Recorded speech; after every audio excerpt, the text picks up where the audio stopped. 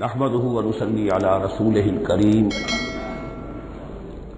اما بعد فاعوذ بالله من الشيطان الرجيم بسم الله الرحمن الرحيم سيقول السفهاء من الناس ما ولاهم عن قبلتهم التي كانوا عليها قل لله المشرق والمغرب يهدي من يشاء الى صراط مستقيم صدق الله العظيم۔ اب یہ تحویل قبلہ کا مضمون براہ راست آ رہا ہے۔ اس کے لیے تمہیدی 2 رکوع ہم پڑھ چکے ہیں۔ حضرت ابراہیم کا تذکرہ جو معمار ہیں بیت اللہ کے، ابو الانبیاء ہیں، امام الناس ہیں، انہی کی ایک نسل بنی اسرائیل ہے، انہی کی ایک نسل بنی اسماعیل ہے۔ ان کا دین کیا تھا، اس کی بنیاد کیا تھی، انہوں نے اور خود ان کے پوتے حضرت یعقوب نے اپنی اولاد کو کس بات کی وصیت کی تھی، اب وہ اولاد مختلف پگڈنڈیوں پر چل کر کہاں کہاں پہنچ چکی ہے، یہ سارا پس منظر ہے اصل میں اس تحویل قبلہ کے لیے۔ اور تحویل قبلہ پر پورے 2 رکوع آ رہے ہیں۔ اس سے بسا اوقات یہ خیال پیدا ہوتا ہے، مجھے ذہن میں بھی کبھی ہوتا تھا کہ یہ ایسی بڑی بات کیا تھی جس کے لیے قرآن مجید نے اتنے شد و مد کے ساتھ اور اس قدر تفصیل کے ساتھ بلکہ تکرار کے ساتھ بات کی۔ تو اصل میں اس کو یوں سمجھیے کہ ایک خاص مذہبی ذہنیت ہوتی ہے، اور وہ مذہبی ذہنیت یہ ہوتی ہے کہ اعمال کے ظاہر پر ان کی توجہ زیادہ مرکوز ہو جاتی ہے، اعمال کی جو روح ہے زیادہ اس کی طرف توجہ نہیں ہوتی۔ عوام الناس کا معاملہ یہی ہو جاتا ہے، ظواہر پر، رسومات پر، جو ظاہری شکلیں ہیں ان کی اہمیت، جو اصل دین ہے، روح دین ہے، جو مقاصد دین ہے، ان کی طرف توجہ نہیں ہوتی۔ نتیجہ یہ ہوتا ہے کہ ظاہر میں ذرا سا فرق انہیں بہت محسوس ہوتا ہے، ذرا سا فرق ہو گیا، کسی نے رفع دین کر لیا، قیامت آ گئی، معلوم ہوا یہ کوئی اور ہی آ گیا ہماری مسجد میں، یہ کون ہے؟ کسی نے آمین ذرا اونچا کہہ دیا، پھر قیامت آ گئی۔ یہ ساری چیزیں جو یہ خاص ایک ذہنیت ہوتی ہے۔ اس ذہنیت کے پس منظر میں یہ مسئلہ چھوٹا نہیں تھا۔ ایک تو یہ کہ جو قبائلی اور قومی پس منظر تھا اس کے حوالے سے سمجھیے، مکے میں جو لوگ ایمان لائے، ظاہر بات ہے ان سب کو عقیدت تھی خانہ کعبہ کے ساتھ، خود حضور کو تھی۔ آپ روتے ہوئے نکلے ہیں اور آپ نے یہ فرمایا تھا کہ اے کعبہ مجھے تجھ سے بڑی محبت ہے، لیکن تیرے یہاں کے رہنے والے مجھے یہاں رہنے نہیں دیتے۔ پھر یہ کہ وہ جو عقیدت اور محبت تھی وہ تمام اور مسلمانوں کے دلوں میں بھی تھی۔ مدینے میں آ کر آپ نے رخ بدل دیا۔ جب تک مکے میں تھے معلوم ہوتا ہے کہ حضور جب کھڑے ہوتے تھے نماز کے لیے ہے کافی، تو آپ اس طرح کھڑے ہوتے تھے کہ بیک وقت استقبال قبلتین ہو جاتا تھا، یعنی جو جنوبی دیوار ہے ایک طرف وہ کونا ہے جس میں حجر اسود ہے، اور دوسری طرف وہ یمانی ہے، رکن یمانی جو یمن کی طرف ہے، جو جنوب مغرب کی طرف ہے، جنوب کی طرف ہے۔ ادھر کوئی شخص کھڑا ہوگا اور وہیں پر انہی کے درمیان جو ہے جب طواف کیا جاتا ہے تو دعا مانگی جاتی ہے، ربنا آتنا فی الدنیا حسنۃ وفی الآخرۃ حسنۃ وقنا عذاب النار۔ باقی پورے طواف میں آپ جو چاہیں دعا مانگے، لیکن یہاں یہ دعا ہے خاص۔ اب اگر کوئی شخص ادھر کھڑا ہو کر نماز پڑھ رہا ہے تو کعبہ تو سامنے ہے ہی، ٹھیک سیٹ میں یروشلم بھی ہے، تو استقبال القبلتین ایک ہی وقت میں 2 قبلوں کی طرف رخ ہو گیا۔ مدینہ میں آ کر معاملہ بدل گیا، مدینہ درمیان میں ہے، مکہ مکرمہ اس کے جنوب میں ہے اور یروشلم اس کے شمال میں ہے۔ اب جنوب کی طرف رخ کریں گے تو پیٹھ ہوگی یروشلم کی طرف، یروشلم کی طرف رخ کریں گے تو پیٹھ ہوگی کعبے کی طرف۔ اس میں امتحان ہو گیا ان لوگوں کا جو ایمان لائے تھے کہ آیا وہ محمد الرسول اللہ صلی اللہ علیہ وسلم کے فرمان کی پیروی کرتے ہیں یا اپنی پرانی عقیدتوں اور اپنی پرانی جو روایات ہیں ان کو زیادہ اہمیت دیتے ہیں۔ اللہ کا شکر ہے جو لوگ مکے سے آئے تھے ان کی اتنی تربیت ہو چکی تھی کہ ان میں سے کسی کے لیے کوئی مسئلہ پیدا نہیں ہوا۔ اقبال کا وہ مصرع پھر سنا رہا ہوں، بمصطفیٰ برساں خیش را کے دی ہماؤست اگر بہو نہ رسیدی تمام بولا بیست۔ حالانکہ قرآن مجید میں کہیں منقول نہیں ہے کہ اللہ نے حکم دیا تھا، ہو سکتا ہے اللہ نے حضور کو وحی خفی کے ذریعے سے حکم دیا ہو، لیکن وحی جلی میں کہیں نہیں ہے کہ آپ کو حکم دیا گیا ہو کہ یروشلم کی طرف رخ کر کے نماز پڑھیے. یہ امتحان ہو گیا کہ رسول کا اتباع کتنا کچھ ہے. اب جب یہ حکم آیا اب امتحان ہو گیا جو مدینے میں رہنے والے جو ایمان لائے تھے ان کا، اس لیے کہ یہاں یہودی بھی تھے، بعض ان میں سے ایمان لائے. عبداللہ ابن سلام رضی اللہ تعالیٰ عنہ تھے، ان کو علماء میں سے تھے، لیکن جو اور دوسرے لوگ تھے وہ بھی زیر اثر تھے یہود کے علماء کے، ان کے دل میں بھی یروشلم کی عظمت تھی. اب جب انہیں رخ کرنا پڑا تو یہ ان کے ایمان کا امتحان ہو گیا. تو یہ بڑا امتحان تھا اس میں کہ جو سب کے لیے مثبت تھا. اور مسلمانوں میں سے بعض لوگوں کے دلوں میں یہ خیال بھی پیدا ہوا ہوگا اگر اصل قبلہ یہ تھا تو ہم نے اب تک جو نمازیں پڑھی ہیں وہ تو پھر ہم نے غلط اس پر پڑھی. ہماری اتنی سالوں کی کسی کو ایمان لائے وہ 10 برس ہو گئے، ہماری ان نمازوں کا کیا بنے گا؟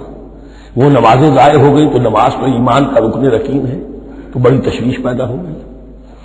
اس کے ساتھ ایک مسئلہ یہ پیدا ہوا سیاسی اعتبار سے کہ یہود اب تک تو یہ سمجھ رہے تھے کہ حضور نے اور مسلمانوں نے ہمارا قبلہ اختیار کر لیا ہے، تو گویا کہ ہمارے کیمپ فالوورز ہیں، ہمارا تو انہوں نے اتباع کیا ہے، لہذا ہمیں کوئی خاص اندیشہ نہیں ان کی طرف سے. لیکن اب جب قبلہ بدل گیا تو ان کے کان کھڑے ہو گئے کہ یہ تو پھر کوئی نئی اب ملت ہے اور نئی امت کی تشکیل ہو رہی ہے، لہذا ان کی طرف سے مخالفت جو تھی اس کے اندر شدت زیادہ پیدا ہو گئی. یہ سارے مضامین تھے کہ جو یہاں پر زیر بحث آ رہے ہیں. سَيَقُولُ السُّفَهَاءُ مِنَ النَّاسِ، بہت غیر معمولی ہے اس کا آغاز بھی اس آیت کا. ان قریب کہیں گے لوگوں میں سے احمق اور بے وقوف لوگ، ما واللہ من قبلتہم التی کانوا علیہا، کس چیز نے پھیر دیا انہیں اس قبلے سے کہ جس پر یہ تھے. یعنی یہ 16 مہینے نماز پڑھی ہے بیت المقدس کی طرف رخ کر کے یروشلم کی طرف، اب کس چیز نے پھیر دیا انہیں؟ قل للہ المشرق والمغرب، دیکھیے وہی الفاظ جو 14ویں رکوع میں آئے تھے جو تمہید بن رہے تھے. کہہ دیجئے کہ اللہ ہی کے لیے ہے مشرق اور مغرب. گویا کہ شمال و جنوب، مشرق و مغرب، شمال و جنوب، محاورے میں مشرق و مغرب زیادہ استعمال ہوتا ہے، سب اللہ کے ہیں، اللہ کسی سمت میں محدود نہیں ہے. یہدی من یشاء الی صراط مستقیم، کو جس کو چاہتا ہے سیدھے راستے کی طرف ہدایت دے دیتا ہے. وَكَذَلِكَ جَعَلْنَاكُمْ، اب یہ خاص بات کہی جا رہی ہے، اے مسلمانوں تم اس تحویل قبلہ کو معمولی بات نہ سمجھو. یہ علامت ہے اس بات کی کہ اب تمہیں وہ حیثیت حاصل ہو گئی. وَكَذَلِكَ جَعَلْنَاكُمْ أُمَّةً وَسَطًا لِتَكُونُوا شُهَدَاءَ عَلَى النَّاسِ وَيَكُونَ الرَّسُولُ عَلَيْكُمْ شَهِيدًا. اب تمہارا فرض منصب یہ ہے کہ رسول نے جس دین کی گواہی تم پر دی ہے اپنے عمل سے، اپنے قول سے، اسی دین کی گواہی تمہیں دینی ہے اپنے قول سے اور اپنے عمل سے پوری نوع انسانی پر. اب تم لنک بن گئے ہو. اب تک نبوت کا سلسلہ جاری تھا، ایک نبی کی تعلیم ختم ہوئی، بگڑ گئی، تحریف ہو گئی، غائب ہو گئی، دوسرا نبی آ گیا، پھر کوئی تیسرا آ گیا، چلے آ رہے. لہذا ہر دور کے اندر اب وہ جو معاملہ تھا تسلسل کے ساتھ چل رہا تھا، اب یہاں نبوت ختم ہو رہی ہے محمد رسول اللہ صلی اللہ علیہ وسلم پر، تو نوع انسانی تو ختم نہیں ہو رہی، ابھی قیامت تو نہیں آئی ہے. اب آگے لوگوں کو تبلیغ کرنا، ان تک دین پہنچانا، ان پر حجت قائم کرنا، ان کا احقاق حق اور ابطال باطل کا فریضہ سر انجام دینا، یہ کون کرے گا؟ تو پہلے تو ہمیشہ اللہ کی طرف سے وہی جبریل لائے اور نبی کے پاس آ گئے، نبی نے لوگوں کو سکھا دیا. اب یہ کہ اللہ سے جبریل لائے محمد کے پاس، محمد نے سکھایا تمہیں، اور تمہیں سکھانا ہے پوری نوع انسانی کو، تو تم اب وہ درمیانی لنک ہو. وَكَذَلِكَ جَعَلْنَاكُمْ أُمَّةً وَسَطًا لِتَكُونُوا شُهَدَاءَ عَلَى النَّاسِ وَيَكُونَ الرَّسُولُ عَلَيْكُمْ شَهِيدًا. یہ مضمون زیادہ کھلے گا چل کر سورہ حج کی آخری آیات میں. اسی طرح سے مراد یہ کہ تحویل قبلہ ایک مظہر ہے اس کا. اس سے اب تم اپنی ذمہ داریوں کا اندازہ کرو، صرف خوشیاں نہ مناؤ، جشن نہ مناؤ، بلکہ یہ کہ یہ بہت بڑی ذمہ داری کا بوجھ ہے جو تم پر آ گیا. کبھی ہم نے اپنے بندے محمد کے کاندھوں پر جب یہ بوجھ رکھا تھا تو ان سے بھی کہا تھا صلی اللہ علیہ وسلم انا سنلقی علیک قولا ثقیلا، اے نبی ہم آپ پر ایک بھاری بات ڈالنے والے ہیں. وہی بھاری بات بہت بڑے پیمانے پر اب تمہارے کندھوں پر آ گئی ہے. وَكَذَلِكَ جَعَلْنَاكُمْ أُمَّةً وَسَطًا لِتَكُونُوا شُهَدَاءَ عَلَى النَّاسِ وَيَكُونَ الرَّسُولُ عَلَيْكُمْ شَهِيدًا وَمَا جَعَلْنَا الْقِبْلَةَ الَّتِي كُنْتَ عَلَيْهَا اور ہم نے نہیں قرار دیا تھا اس قبلے کو جس پر کہ اے نبی آپ پہلے تھے. یعنی یہ دو طرح کی بات ہو سکتی ہے، وہی خفی سے اللہ نے فرمایا ہو کہ اے محمد اب کچھ عرصے کے لیے یروشلم کی طرف رخ کر کے نماز پڑھو، وہی جمی میں نہیں ہے. اور یہ بھی ہو سکتا ہے یہ حضور کا اجتہاد ہو اور اسے اللہ نے قبول فرما لیا ہو. دونوں باتوں کا امکان موجود ہے. حضور کے اجتہاد پر اگر اللہ کی طرف سے نفی نہ آئے تو وہ گویا اللہ کی طرف سے. وما جعلنا القبلة التي كنت عليها إلا لنعلم من يتبع الرسول ممن ينقلب على عقبيه، اور نہیں ٹھہرایا تھا ہم نے اس قبلے کو جس پر کہ آپ رہے ہیں مگر یہ جاننے کے لیے کہ کون ہے، یہ ظاہر کرنے کے لیے کہ کون ہے کہ جو اتباع کرتے ہیں رسول کا صلی اللہ علیہ وسلم، اور وہ کون ہے کہ جو اپنی ایڑیوں کے بل لوٹ جاتے ہیں. یعنی مدینے میں آ کر اگر کوئی بچے کا مسلمان کہتا صاحب یہ قبلہ مجھے قبول نہیں ہے، وہ واپس ہو جاتا. ایسا ہوا نہیں. اور اب جب مکے کی طرف رخ ہو گیا ہے تو کوئی انصار میں سے کوئی مدینے میں جو ایمان لائے ان میں سے کسی نے کہا کہ ٹھیک ہے جی ہمارا قبلہ وہ تھا، اب آپ نے اپنا قبلہ بدل دیا، آپ کا راستہ اور ہمارا راستہ اور. نہیں، وہ تمام کے تمام مسلمان ان آزمائشوں میں کامیاب ہوئے. وَإِنْ كَانَتْ لَكَبِيرَةً إِلَّا عَلَى الَّذِينَ هَدَى اللَّهُ، اور واقعہ یہ ہے یقیناً یہ بہت بڑی بات تھی. اس طرح قبلے کے اندر تبدیلی قبول کر لینا آسان بات نہیں ہوتی، بڑا حساس مسئلہ ہوتا ہے، مگر ان کے لیے کہ جن کو اللہ نے ہدایت دی. وما كان الله ليضيع ایمانکم، اور اللہ ہرگز تمہارے ایمان کو ضائع کرنے والا نہیں ہے. ایمان سے یہاں مراد نماز جو ہے الصلاۃ عماد الدین. وہ جو تشویش ہو گئی تھی کہ ہماری ان نمازوں کا کیا بنے گا جو ہم نے 16 مہینے پڑھی ہے بیت المقدس کی طرف رخ کر کے. وما كان الله ليضيع ایمانکم، اس وقت وہ حکم تھا رسول کا، وہ اللہ کے ہاں مقبول ہے. اس وقت یہ حکم ہے جو تمہیں رسول کی معرفت مل رہا ہے، اب تم اس کی پیروی کرو. ان اللہ بالناس لرؤوف الرحیم، یقیناً اللہ تعالیٰ تو انسانوں کے حق میں بہت ہی شفیق ہے اور بہت ہی رحیم ہے. قد نرى تقلب وجهك في السماء، معلوم ہوتا ہے خود حضور کو انتظار تھا اس فیصلے کا، اور معلوم ہوتا ہے کہ آپ پر بھی شاق گزر رہا تھا یہ وقفہ کہ جس میں نماز پڑھتے ہوئے پیٹھ ہو رہی تھی بیت اللہ کی طرف. تو آپ بار بار آپ کی نگاہیں آسمان کی طرف اٹھتی تھی کہ کب وحی آئے، کب جبرائیل حکم لے کر آئے. قد نرى تقلب وجهك في السماء، اے نبی ہم نے آپ کے چہرے کا بار بار آسمان کی طرف اٹھنا دیکھ لیا ہے. فَلَنُوَلِّيَنَّكَ قِبْلَةً تَرْضَاهَا، اس آیت میں بڑی شفقت، بڑی محبت، بڑی عنایت ہے محمد رسول اللہ صلی اللہ علیہ وسلم کے لیے اللہ کی طرف سے. تو ہم بدلے دیتے ہیں، پھیرے دیتے ہیں قبلہ جو آپ کو پسند ہے. ظاہر بات ہے کہ حضور کو جو محبت تھی اور جو بھی آپ کو ایک رشتہ قلبی تھا بیت اللہ کے ساتھ، فَلَنُوَلِّيَنَّكَ قِبْلَةً تَرْضَاهَا، ہم بدلے دیتے ہیں، بدل دیں گے قبلہ اسی طرف جو آپ کو پسند ہے. فَوَلِّ وَجْهَكَ شَطْرَ الْمَسْجِدِ الْحَرَامِ، تو بس اب پھیر دیجیے اپنے رخ کو مسجد حرام کے رخ پر.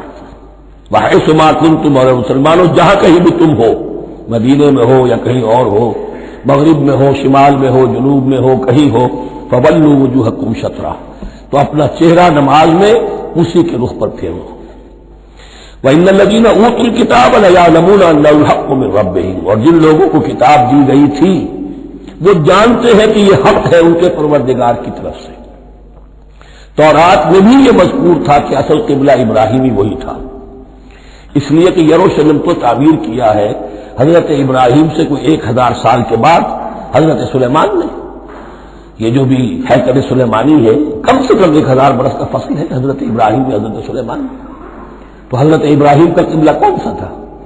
تو وہ بھی مولانا امین حسن اصلاحی صاحب نے اردو میں ترجمہ کیا ہے مولانا حمید الدین فراہی کی کتاب کا، اور وہ بہت اہم ہے اس موضوع کو سمجھنے کے لیے.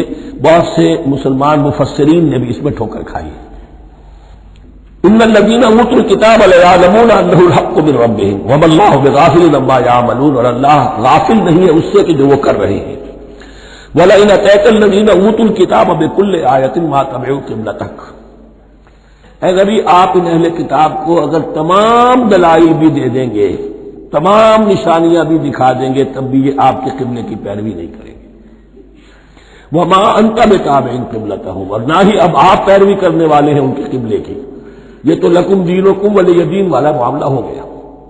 وما بعضهم بتابع قبلۃ بعض، حد یہ ہے کہ یہ خود جو ہے آپس میں ایک دوسرے کے قبلے کی پیروی نہیں کرتے. یعنی نصارہ اور یہود اگرچہ یروشلم سب کا قبلہ ہے، لیکن عین یروشلم میں جا کر جو یہودی ہیں وہ مغربی گوشے کو اختیار کرتے تھے، مغرب کی طرف رخ کرتے تھے ہیکل سلیمانی میں، اور جو نصارہ ہے وہ مشرق کی طرف. اس لیے کہ حضرت مریم سلام علیہا نے جو اعتکاف کیا تھا مکان شرقیہ، وہ جو مکان تھا ان کا جہاں اعتکاف تھا، جہاں فرشتہ ان کے پاس آیا ہے، وہ ہیکل کے کسی شرقی گوشے میں تھا. تو انہوں نے عیسائیوں نے اسی کو اپنا شرقی گوشے کو قبلہ بنا لیا. وما ولئن اتبعت اهواءهم، اور اے نبی اگر بالفرض آپ نے ان کی خواہشات کی پیروی کی، من بعد ما جاءك من العلم، اس کے بعد کہ آپ کے پاس العلم صحیح علم آ چکا ہے، انك اذا لمن الظالمین، تو آپ بھی پھر ظلم کرنے والوں میں سے ہو جائیں گے، معاذ اللہ. الذین آتیناہم الکتاب یعرفونہ کما یعرفون ابناءہم، جن لوگوں کو ہم نے کتاب دی یعنی تورات اور انجیل کے جو صحیح ماننے والے ہیں، یہ نقطہ یہاں نوٹ کر لیجئے، تورات اور انجیل کے ماننے والوں میں سے غلط کاروں کے لیے مجہول کا صیغہ آتا ہے، اوتوا الکتابہ، جنہیں کتاب دی گئی تھی، اور جو ان میں سے ٹھیک تھے صحیح رخ پر تھے ان کے لیے معروف کا صیغہ ہوتا ہے، جنہیں کتاب ہم نے دی تھی. یہ انداز جو ہے معروف اور مجہول کا، یہ آپ دیکھیں گے کہ فرق ہوگا. جہاں ان کی کسی غلط بات کا تذکرہ ہوگا الذین اوتوا الکتاب، اور جہاں اچھی بات کا تو وہاں یہ کہ جو آتیناہم الکتاب. الذین آتیناہم الکتاب یعرفونہ کما یعرفون ابناءہم، وہ ایسے ہی پہچانتے ہیں اس کو. ہو کی ضمیر قبلے کی طرف بھی ہے، اور ہو کی ضمیر محمد الرسول اللہ کی طرف بھی ہے، ہو کی ضمیر قرآن کی طرف بھی ہے.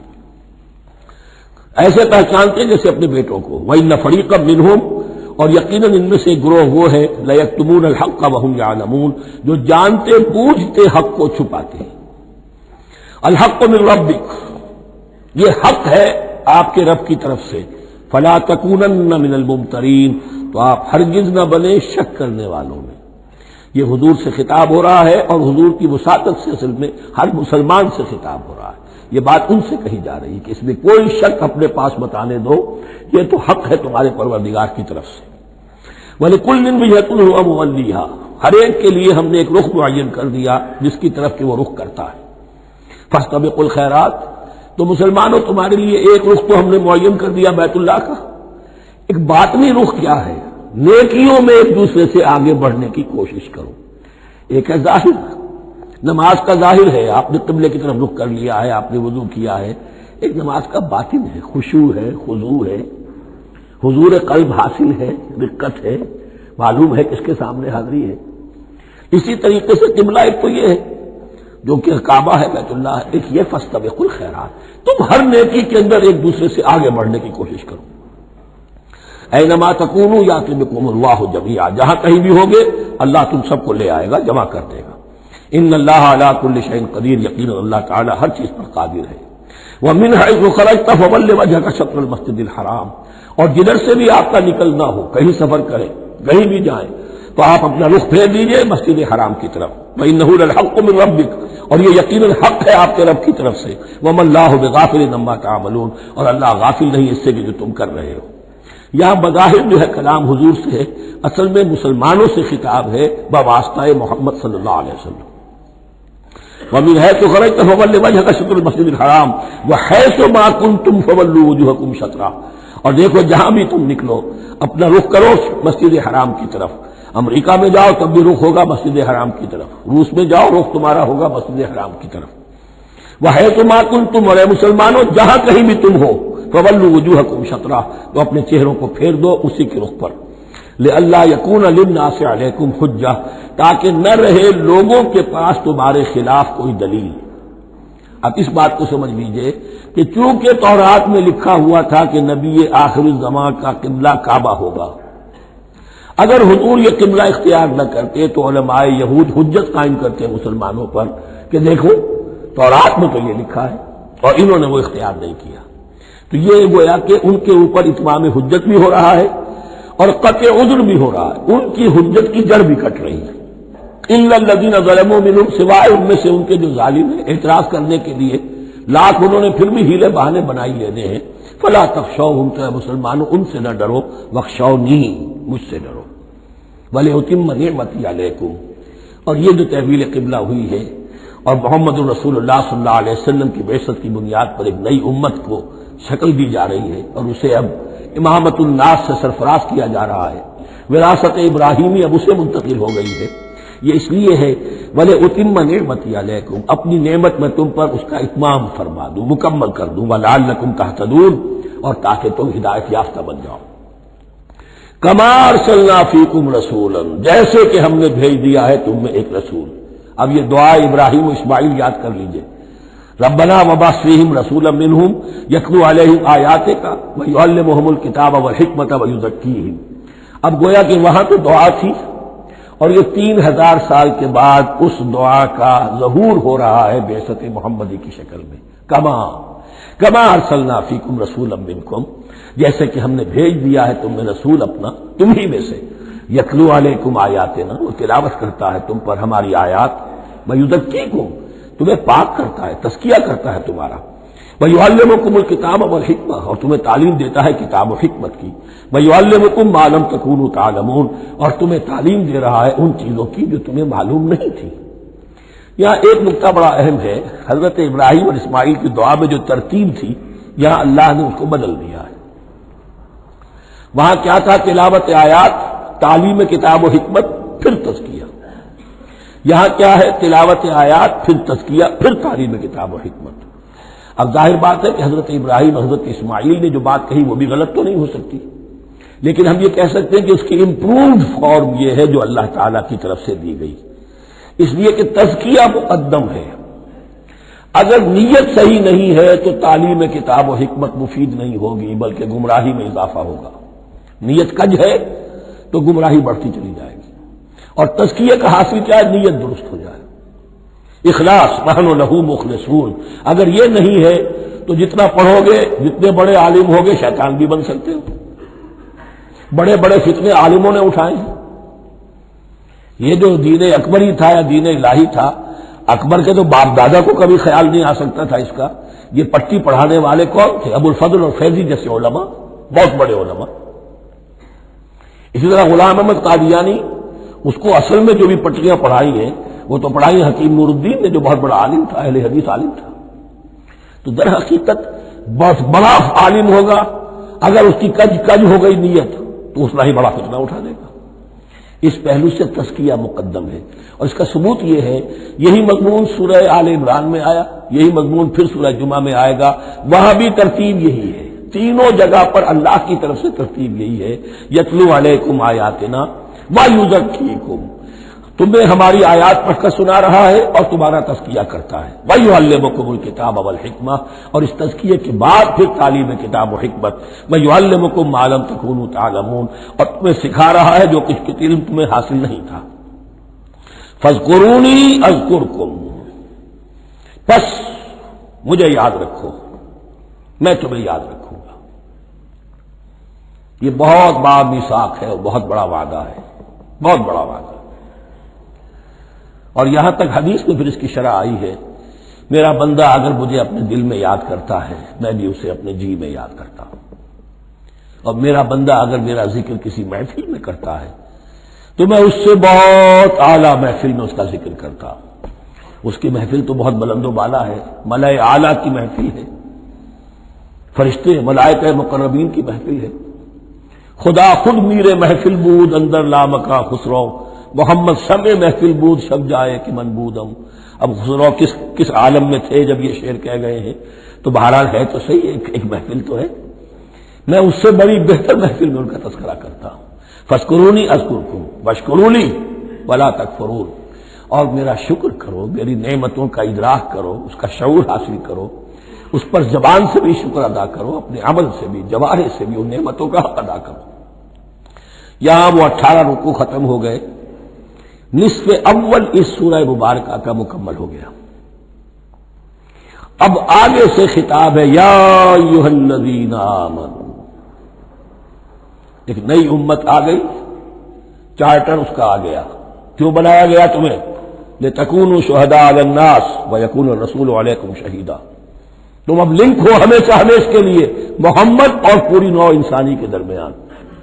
اسی لیے وہ حدیث بھی تو ہے، جو علماء حق ہوتے ہیں ان کے بارے میں فرمایا علماء امتی کا انبیاء بنی اسرائیل، میری امت کے علماء کا مقام وہی ہے جو بنی اسرائیل کے علماء کا، اس لیے کہ اب نبوت تو ختم ہو گئی محمد پر صلی اللہ علیہ وسلم، لیکن یہ کتاب تو ہے، اس کا پہنچانا تو ہے، اس کو عام تو کرنا ہے، حجت تو قائم کرنی ہے، اور صرف تبلیغ سے نہیں عمل کر کے دکھانا ہے، وہ نظام قائم کر کے دکھانا ہے جو محمد عربی نے قائم کیا صلی اللہ علیہ وسلم، تب حجت قائم ہوگی۔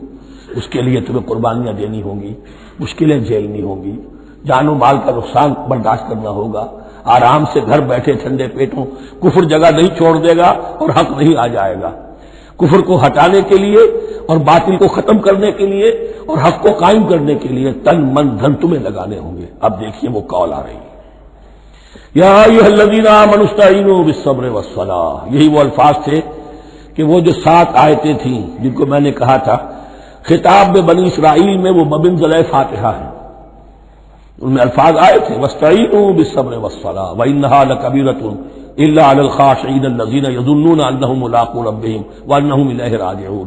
اب وہی خطاب یہاں ہو رہا ہے، یا ایھا الذین آمنوا استعینوا بالصبر والصلاۃ، یہ میں بیان وہاں کر چکا ہوں، ان اللہ مع الصابرین، جان لو کہ اللہ صبر کرنے والوں کے ساتھ ہے۔ اس بیعت سے کیا مراد ہے؟ ایک بات تو متفق علیہ ہے، اللہ کی مدد، اللہ کی تائید، اللہ کی نصرت ان کے شامل حال ہے، باقی یہ کہ اللہ تعالیٰ جہاں کہیں بھی ہم ہیں ہمارے ساتھ ہے، کس طرح ہے یہ ہم نہیں جانتے، لیکن یہ فرمایا اس نے کہ میں تو تمہاری دوے جان سے بھی زیادہ قریب ہوں۔ وَلَا تَقُولُوا لِمَن يُقْتَلُ فِي سَبِيلِ اللَّهِ أَمْوَاتٌ، اب پہلے ہی قدم پر قتل کی بات آ گئی، شرط اول قدم ہی نست کہ مجنوں باشی، پہلا قدم یہ ہے جانے دینے کے لیے تیار ہو جاؤ۔ وَلَا تَقُولُوا لِمَن يُقْتَلُ فِي سَبِيلِ اللَّهِ أَمْوَاتٌ، مت کہو ان کو کہ جو اللہ کی راہ میں قتل ہو جائیں مردہ، وہ مردہ نہیں ہے، بل احیاء، وہ زندہ ہے، ولیکن لا تشعرون، لیکن تمہیں اس کا شعور نہیں ہے۔ شہداء جو اللہ کی راہ میں قتل ہو جائیں ان کے لیے یوم آخر تک کا انتظار نہیں ہے، ان کو براہ راست جنت میں داخلہ ملتا ہے۔ قیل ادخل الجنہ قال یا لیت قومی یعلمون بما غفر لی ربی وجعلنی من المکرمین، وہاں تاخیر نہیں ہے، لہذا وہ تو زندہ ہے۔ یہی مضمون پھر آئے گا سورہ آل عمران میں اور زیادہ نکھر کر، وَلَنَبْلُوَنَّكُمْ بِشَيْءٍ مِّنَ الْخَوْفِ وَالْجُوعِ، اب یہ ہے کہ پہلے سے دکھا دیا، اللہ تعالیٰ دھوکہ نہیں دینا چاہتا۔ دیکھ لو جس راہ میں قدم رکھا ہے اب آزمائشیں آئیں گی، تکلیفیں آئیں گی، رشتہ دار ناراض ہوں گے، بیوی شوہر سے لڑے گی، شوہر بیوی سے لڑے گا، اولاد والدین سے جدا ہوگی، یہ سب کچھ ہوگا، فساد ہوگا، فتور ہوگا، تصادم ہوگا، جان و مال کا نقصان ہوگا۔ وَلَنَبْلُوَنَّكُمْ، ہم لازماً آزمائیں گے تمہیں بِشَيْءٍ مِّنَ الْخَوْفِ، خوف کی کیفیت سے، والجوع، بھوک، فاقے، کیسے کیسے فاقے آئے، کیا ہوا ہے غزوہ احزاب میں، کیا ہوا ہے جو اس سے کے بعد جو جیش العسرہ ہے، تبوک کی جنگ ہے، وَنَقْصٍ مِّنَ الْأَمْوَالِ وَالْأَنفُسِ وَالثَّمَرَاتِ، اور نقصانات ہوں گے مالی بھی جانی بھی، اور ثمرات۔ اب ثمرات یہاں دو معنی دے رہا ہے، کیونکہ مدینے والوں کی جو تھی اصل جو ان کی معیشت تھی وہ زرعی تھی، پھل، خاص طور پر کھجور، یہ ان کی پیداوار تھی، جسے آج کل آپ کہتے ہیں کیش کراپ جو ہے ان کی، وہ یہ تھی۔ اب ایسا بھی ہوگا کہ فصل تیار کھڑی ہے، اگر اسے اتارا نہ کھجور سے تو ضائع ہو جائے گی، اور ادھر سے تبوک کا حکم آ گیا نکلو اللہ کی راہ، یہ ساری فصل ضائع ہو جائے گی۔ امتحان ہو گیا کہ نہیں؟ اور اس کے علاوہ ایک اور ہے اس کا مفہوم، انسان کچھ بہت محنت کرتا ہے، جد و جہد کرتا ہے، کیریئر بناتا ہے، اپنا ایک مقام بنا لیتا ہے اس کیریئر میں، اس پروفیشن میں، اس راستے پر آتا ہے تو کچھ اور ہی شکل اختیار کرنی پڑتی ہے۔ وہ تجارت کے زمانے میں جو محنت کی تھی، وہ کیریئر کو جمانے میں جو محنت کی تھی، وہ سارا کا سارا معاملہ جو ہے وہ کھو کر پھر اس وادی میں آنا پڑتا ہے۔ وَلَنَبْلُوَنَّكُمْ، یہ بھی ثمرات ہیں نا، محنت کے ثمرات۔ وَلَنَبْلُوَنَّكُمْ بِشَيْءٍ مِّنَ الْخَوْفِ وَالْجُوعِ وَنَقْصٍ مِّنَ الْأَمْوَالِ وَالْأَنفُسِ وَالثَّمَرَاتِ وَبَشِّرِ الصَّابِرِينَ، اور اے نبی بشارت دیجئے صابروں کو، صبر کرنے والوں کو۔ یہ کون ہے؟ الذین اذا اصابتهم مصیبۃ، وہ لوگ کہ جن کو جب بھی کوئی مصیبت آئے قالوا انا للہ وانا الیہ راجعون، وہ کہتے ہیں ہم اللہ ہی کے تو ہیں، اللہ ہی کی طرف ہمیں لوٹ جانا ہے. کل بھی جانا تھا، آج چلے جائیں، حاضر ہے، جتنی جلدی بلا لو. نشان مرد مومن باتوں گویم کہ مرگ آیا تبسم مر لبے اس. مرد مومن کی تو نشانی یہی ہے کہ جب موت آئے تو مسرت کے ساتھ اس کے چہرے پر، اس کے ہونٹوں پر مسکراہٹ ہو. یہی ایمان جو میں نے کہا تھا، لٹمس ٹیسٹ یہ ہے کہ بندہ مومن اس دنیا میں زیادہ رہنے کی خواہش نہیں کر سکتا. لائف از اے لائبلٹی، جو لمحہ آ رہا ہے اس کا حساب دینا ہوگا. تو جتنی عمر بڑھ رہی حساب بڑھ رہا ہے. It's not an asset, it's a liability. اور الدنیا سجن المومن و جنت الکافر، یہ تو مومن کے لیے ایک قید خانہ ہے، ہاں کافروں کی جنت ہے. وبشر الصابرین الذین اذا اصابتهم مصیبۃ قالوا انا للہ وانا الیہ راجعون اولئک علیہم صلوات من ربہم ورحمہ. یہ ہیں وہ لوگ کہ جن پر ہر وقت اللہ کی عنایتوں کا نزول ہوتا رہتا ہے اور رحمت کی بارش ہوتی رہتی ہے. واولئک هم المہتدون، اور یہی لوگ ہیں ہدایت یافتہ جنہوں نے واقعتاً ہدایت کو اختیار کیا ہے. اور جو ایسے مرحلے پر چھٹک کر کھڑے رہ جائیں، پیچھے رہ جائیں، پیچھے بیٹھ جائیں، پیٹھ موڑ لیں، وہ گویا کہ ختم ہوا ان کا معاملہ. اب چونکہ اس معاملے میں بحث ہو گئی تھی خانہ کعبہ کی بھی، پھر اسی میں مقام ابراہیم کی بات آ گئی تھی، تو کچھ ذہنوں میں سوال پیدا ہوا کہ یہ جو حج کے مناسک میں صفا اور مروہ جو ہے، یہ بھی تو آخر اسی کا تو ان کی کیا حقیقت ہے، کوئی حقیقت ہے یا نہیں. فرمایا ان الصفا والمروہ من شعائر اللہ، یہ بھی اللہ کے شاعر میں سے ہے. شاعر کسے کہتے ہیں؟ وہ چیز جو شعور بخشے. تو وہ چیزیں کہ جن کے ساتھ اولو العزم پیغمبروں یا اولو العزم انسانوں، اولو العزم اولیاء اللہ کے کچھ حالات و واقعات کا کوئی ذہنی سلسلہ قائم ہوتا ہو، وہ گویا کہ شعور دلانے والے ہوتے ہیں، یاد دلانے والے ہوتے ہیں، اللہ تعالیٰ کی طرف ذہن کو لے جانے والے ہوتے ہیں. اس اعتبار سے شاعر ان الصفا والمروہ من شعائر اللہ فمن حج البیت او اعتمر فلا جناح علیہ ان یطوف بہما. تو جو کوئی بھی ہمارے گھر کا حج کرے، بیت اللہ کا حج کرے یا عمرہ کرے، اعتمر، فلا جناح علیہ، تو کوئی حرج نہیں ہے اس پر، ان یطوف بہما، کہ ان دونوں کا بھی طواف کرے. وہ جو 7 چکر لگائے جاتے ہیں، ان الصفا والمروہ. ومن تطوع خیر، جو شخص جان بوجھ کر بھلا کام کرتا ہے، فإن اللہ شاکر علیم، تو جان لو اللہ بڑا قدردان ہے. اب شکر انسان کرتا ہے تو اس کے معنی کیا ہوں گے؟ احسان مند ہونا. وہی شکر اللہ کرتا ہے شکور، اس کے کیا معنی ہوں گے؟ قدردانی. میرے بندے نے یہ کام کیا، میرے بندے نے میرے لیے یہ محنت کی، یہ قربانی دی. ان اللہ شاکر علیم، اور جانتا ہے، چاہے کسی اور کو پتہ نہ چلے، اسے تو معلوم ہے.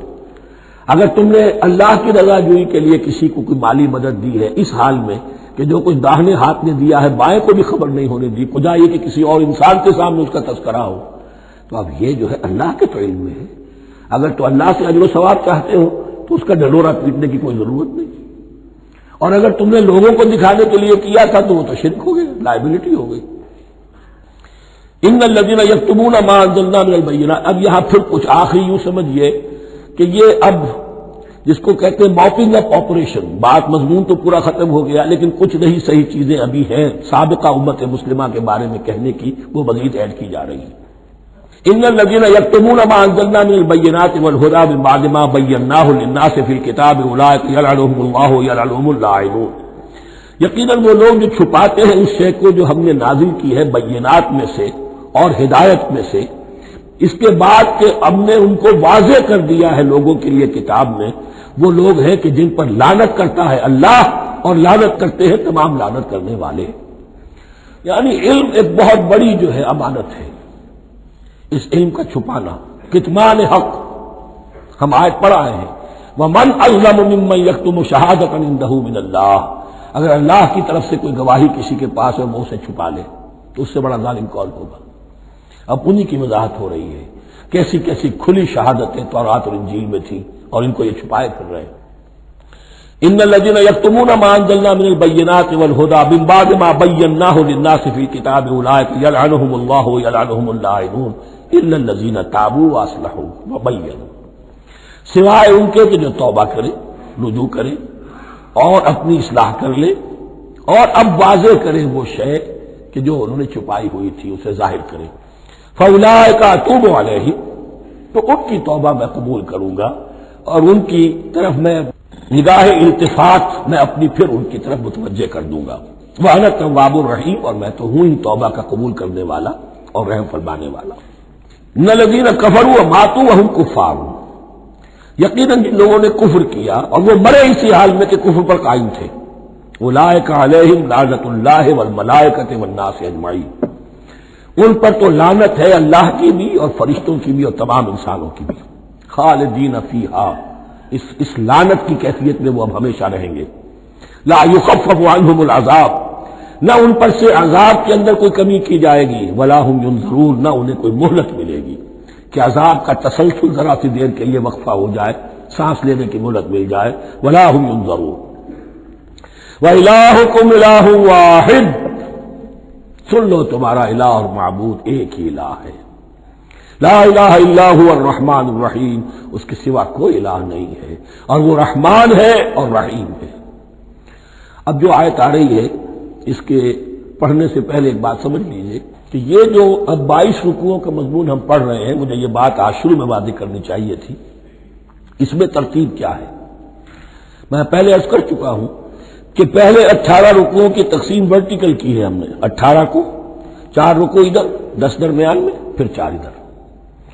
یہاں اب چلے گی ہاریزونٹل تقسیم، افقی تقسیم.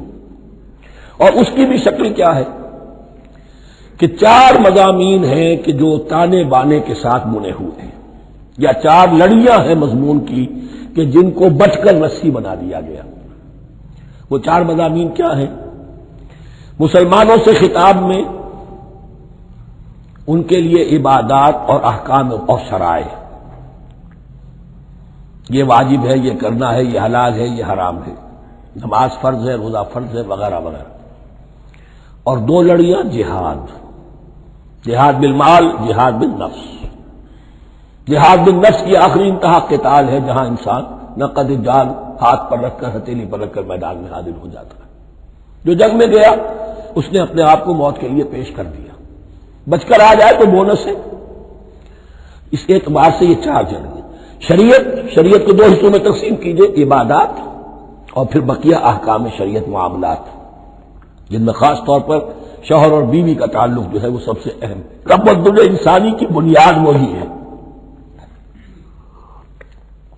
لہذا اس صورت میں آپ دیکھیں گے تفصیلی احکام آئیں گے آئلی قوانین کے ضمن میں. دوسری طرف جہاد بالمال یعنی انفاق، اللہ کی راہ میں خرچ کرنا، اور جہاد بالنفس جس کی آخری منزل قتال. اب یہ 4 لڑیاں اس طرح سے ہیں، فرض کیجئے ایک لال لڑی ہے، ایک پیلی ہے، ایک نیلی ہے، ایک ہری ہے. ان کو بٹ دیا گیا ہے. جب ایک طرف سے دیکھیں گے تو کٹا پھٹا نظر آئے گا رنگ. لال نظر آیا، پھر پیلا نظر آیا، پھر نیلا نظر آیا، پھر ہرا، پھر لال، پھر نیلا، پھر پیلا، پھر ہرا. تو ایسا معلوم ہوگا کہ کٹے پھٹے ہیں مضامین. لڑیاں کھول دیجئے، معلوم ہوگا ایک لڑی وہ بھی بڑی مسلسل ہے، جہاد بالمال کی. ایک لڑی ہے جہاد بالنفس یعنی قتال کی. ایک لڑی ہے جو عبادات کی. ایک لڑی ہے معاملات کی اور شریعت کے احکام کی. یہ 4 لڑیاں، اور یہ تانے بانے کی طرح بنی ہوئی ہیں. لیکن اسی بنتی میں بہت بڑے حسین پھول موجود ہیں. طویل آیات اور طویل آیات، عظیم ترین آیات قرآن مجید کی، ان میں سے اب ایک آیت یہاں آ رہی ہے. اس کو میں نے عنوان دیا ہے آیت الآیات.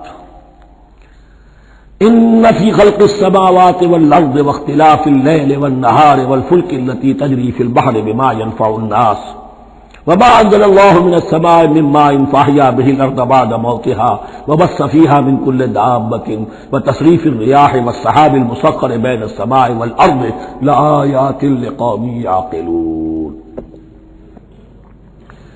اتنے فینومینا آف نیچر کسی ایک آیت میں جمع نہیں ہے قرآن میں. اللہ تعالیٰ تمام فینومینا آف نیچر کو اپنی آیتیں قرار دیتا ہے. آسمان اور زمین کی تخلیق، رات اور دن کا الٹ پھیر مختلف جگہوں پر، اور یہ جو ستارے ہیں اور یہ جو بھی نباتات ہیں زمین کی، ان میں سے آیتیں ہی آیتیں. لیکن ان آیت الآیات کو جس طرح یہاں ایک آیت میں سمویا ہے، یہ حکمت کا ایک بہت بڑا پھول ہے، بہت بڑا پھول جو ان 4 لڑیوں کی بنتی کے اندر آ گیا ہے. یقیناً آسمان اور زمین کی تخلیق میں اور رات اور دن کے الٹ پھیر میں اور اس جہاز میں یا کشتی میں جو چلتی ہیں سمندر میں یا دریاؤں میں وہ سامان لے کر جو لوگوں کو نفع دیتا ہے، بما ينفع الناس، وما انزل اللہ من السماء من ماء، اور اس پانی میں کہ جو اللہ نے اتارا ہے آسمان سے، فاحیا به الارض بعد موتها، اور پھر اس سے وہ زندہ کر دیتا ہے زمین کو اس کے مردہ ہو جانے کے بعد۔ بے آب و گیا زمین پڑی تھی، بارش ہوئی ہے، اسی میں سے روئندگی آ گئی ہے۔ وبث فیہا من کل دابہ، اور یہ تمام حیوانات اور چرند اور پرند جو اس کے اندر پھیلا دیے گئے ہیں۔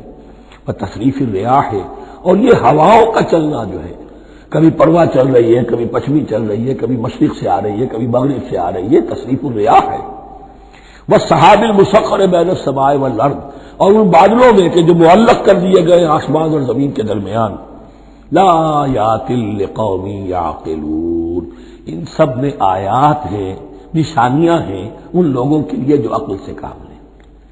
ان کو دیکھو اور ان کے خالق کو، مدبر کو پہچانو۔ آیات ہے، اور ان کے آیات کے پہچاننے کا جو عملی نتیجہ نکلنا چاہیے، اور جس کو عام طور پر لوگ نہیں پہنچ پاتے جس تک، اب اگلی آیت میں اس کا تذکرہ ہے۔ نتیجہ تو نکلنا یہ چاہیے کہ پھر محبوب اللہ ہی ہو، شکر اسی کا ہو، اطاعت اسی کی ہو، عبادت اسی کی ہو۔ جب سورج میں کچھ نہیں، یہ تو اللہ نے اس کو بنایا ہے، یہ حرارت جو ہے اللہ نے دی ہے، چاند میں کچھ نہیں، ہوائیں چلانے والا کوئی وہی تو ہے۔ تو اب کسی شے کے لیے کوئی شکر نہیں، کسی شے کے لیے کوئی عبادت نہیں، کوئی ڈنڈمت نہیں، کوئی سجدہ نہیں، بلکہ صرف اللہ کے لیے، اور وہی مطلوب و مقصود بن جائے، وہی محبوب ہو۔ لا محبوب الا اللہ، لا مقصود الا اللہ، لا مطلوب الا اللہ۔ جن لوگوں کی یہاں تک رسائی نہیں ہو جاتی، وہ لوگ کسی اور شے کو اپنا محبوب و مطلوب بنا کر اس کی پرستی شروع کر دیتے ہیں۔ خدا تک نہیں پہنچے، اپنے نفس کو معبود بنا لیا، جو یہ کہے کر رہے، معبود تو ہو گیا۔ ارأیت من اتخذ الہہ ہواہ، اپنے قوم کو معبود بنا لیا، قوم کی برتری کے لیے، قوم کی سربلندی کے لیے جانے بھی دے رہے، وطن کو معبود بنا لیا۔ اس حقیقت کو علامہ اقبال نے سمجھا ہے، اس دور کا سب سے بڑا بت وطن ہے۔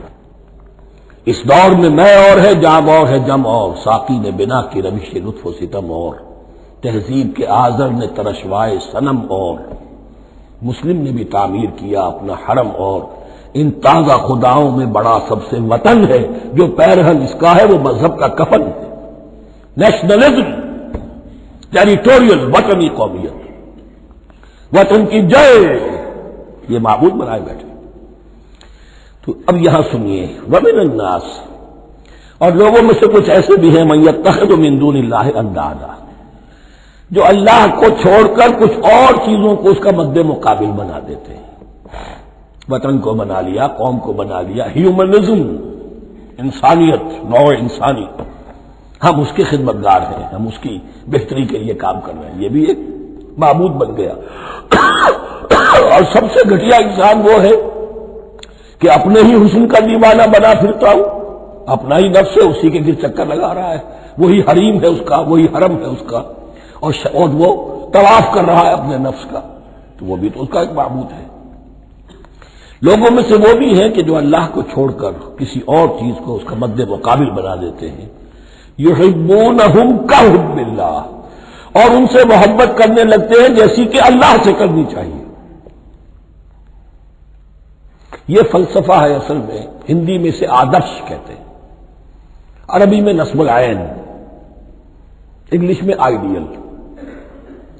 ہر باشعور انسان کسی شے کو اپنا آئیڈیل بناتا ہے اور اس سے پھر محبت کرتا ہے، اس کے لیے جیتا ہے، اس کے لیے مرتا ہے، قربانیاں دیتا ہے، اثار کرتا ہے، قوم کے لیے قربانی، وطن کے لیے قربانی، فلاح کے لیے قربانی، خود اپنی ذات کے لیے قربانی۔ یحبونہ کحب اللہ، یہ سارے کام تو اللہ کے لیے کرنے کے تھے، جیو اللہ کے لیے، مرو اللہ کے لیے، محبت اس سے کرو۔ ان صلاتی و نسکی و محیای و مماتی للہ رب العالمین۔ تم نے اپنی یہ ساری نسبتیں کسی اور شے کے ساتھ وابستہ کر دی، تم نے اللہ کا مد مقابل تراش لیا۔ می تراشت فکر ما ہر دم خدا بندے دیگر، رست از یک بند تا افتاد در بندے دیگر۔ انسان معبود تراشتا رہتا ہے اپنے ذہن سے اور ان کے لیے محبت کرتا ہے، جانیں دیتا ہے، قربانیاں دیتا ہے۔ وَمِنَ النَّاسِ مَن يَتَّخِذُ مِن دُونِ اللَّهِ أَندَادًا يُحِبُّونَهُم كَحُبِّ اللَّهِ، یہ مضمون بھی سورہ حج میں زیادہ واضح ہوگا۔ وَالَّذِينَ آمَنُوا أَشَدُّ حُبًّا لِلَّهِ، پھر یہ لٹمس ٹیسٹ کا لفظ میری زبان پر آ رہا ہے، اور جو لوگ واقعتاً صاحب ایمان ہوتے ہیں ان کی شدید ترین محبت ہوتی ہے اللہ کے ساتھ۔ اگر یہ نہیں ہے، اگر یہ نہیں تو بابا پھر سب کہانیاں ہیں۔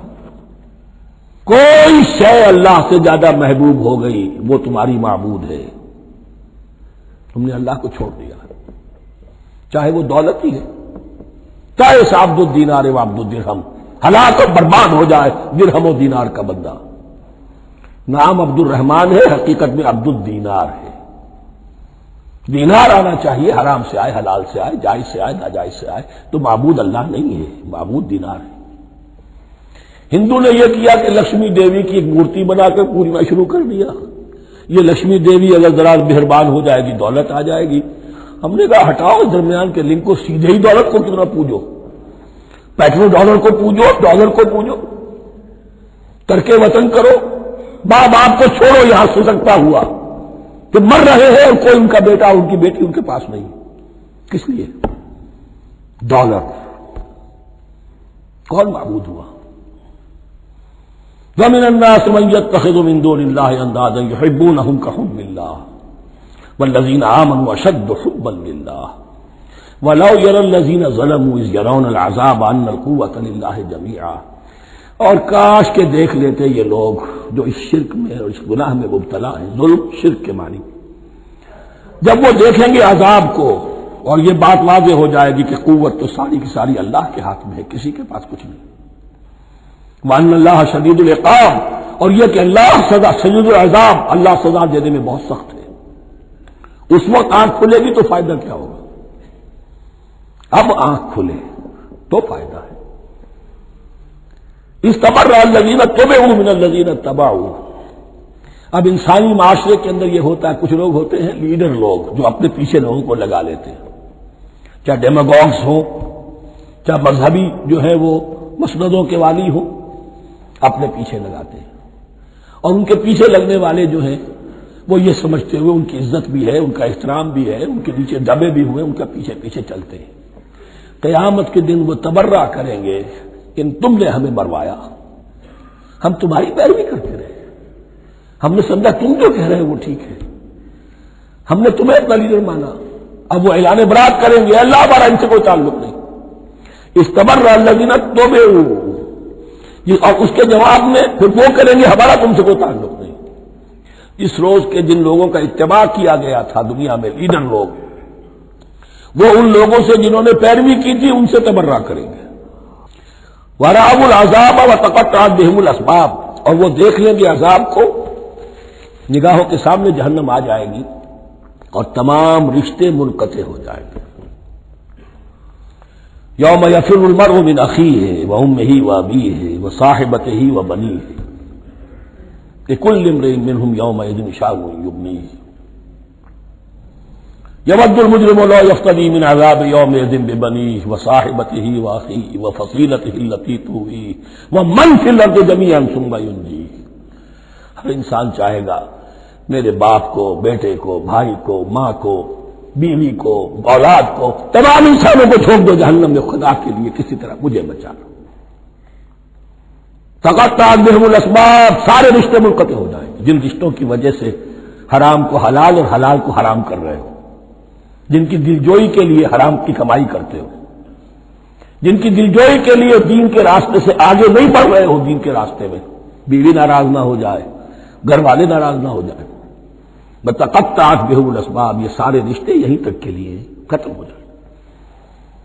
وقال الذین اتبعوا، اور جو ان کے پیروکار تھے وہ کہیں گے لو ان لنا کرۃ، اگر کہیں ہمیں دنیا میں لوٹنا نصیب ہو جائے، فنتبرأ منہم کما تبرؤوا منا، تو ہم بھی ان سے اسی طرح برات کریں گے جیسے آج یہ ہم سے برات کر رہے ہیں۔ کذالک یریہم اللہ اعمالہم حسرات علیہم، اس طرح اللہ ان کو دکھائے گا ان کے اعمال حسرتیں بن جائیں گے، کاش کہ ہم نے سمجھا ہوتا، کاش کہ ہم نے ان کی پیروی نہ کی ہوتی، کاش کہ ہم نے ان کو اپنا لیڈر اور اپنا ہادی اور رہنما نہ مانا ہوتا۔ وما ہم بخارجین من النار، لیکن وہ اب آگ سے نکلنے والے نہیں ہوں گے۔ یا ایھا الناس کلوا مما فی الارض حلالا طیبا ولا تتبعوا خطوات الشیطان انہ لکم عدو مبین۔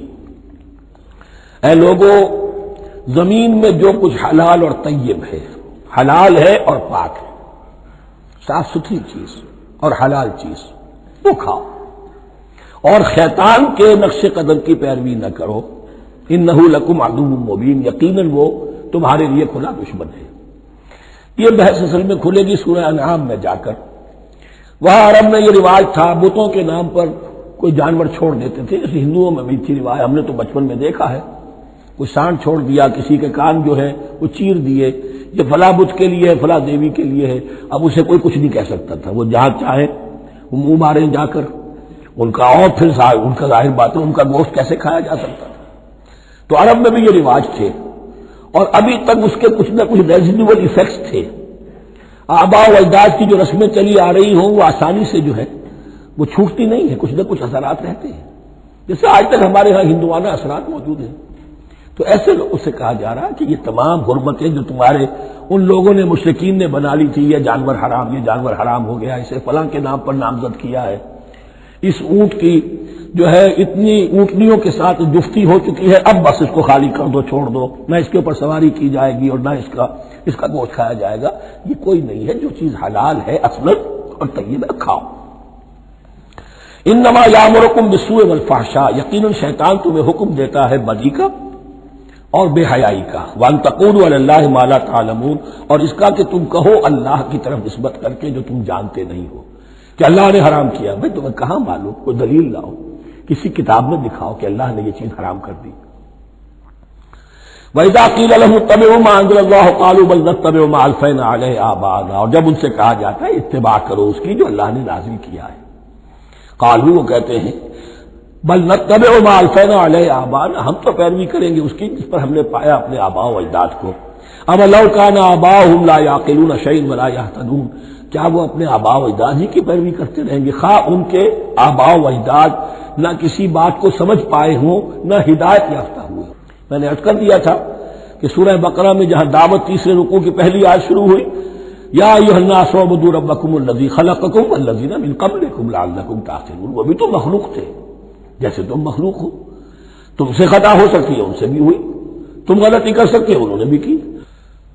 وَمَثَلُ الَّذِينَ كَفَرُوا كَمَثَلِ الَّذِي يَنِقُ بِمَا لَا يَسْمَعُ إِلَّا دُعَاءً وَنِدَاءً۔ یہاں ذرا تمثیل کے اندر ایک پیچیدگی ہے کہ بظاہر ترجمہ تو یہ ہوگا کہ مثال ان لوگوں کی جنہوں نے کفر کیا اس شخص کی سی ہے جو پکار رہا ہے ایسی چیز کو جو نہ سنتا ہے نہ سمجھتا ہے۔ ہاں یہ پتہ چلتا ہے کہ کچھ پکار رہا ہے، جانور ہوتے ہیں انہیں اور کیا سمجھ میں آتا ہے۔ تو یہاں پہ اصل میں تمثیل میں مراد یہ ہے کہ حضور صلی اللہ علیہ وسلم اور مسلمان ان لوگوں کو جو سمجھانے کی کوشش کر رہے ہیں ان میں سے کچھ ایسے بھی ہیں کہ جو کچھ نہیں سمجھتے۔ دعا اور ندا تو ہے، صم بکم عمی فهم لا یعقلون، لیکن وہ بہرے بھی ہیں، گونگے بھی ہیں، اندھے بھی ہیں، وہ عقل سے کام نہیں لیتے۔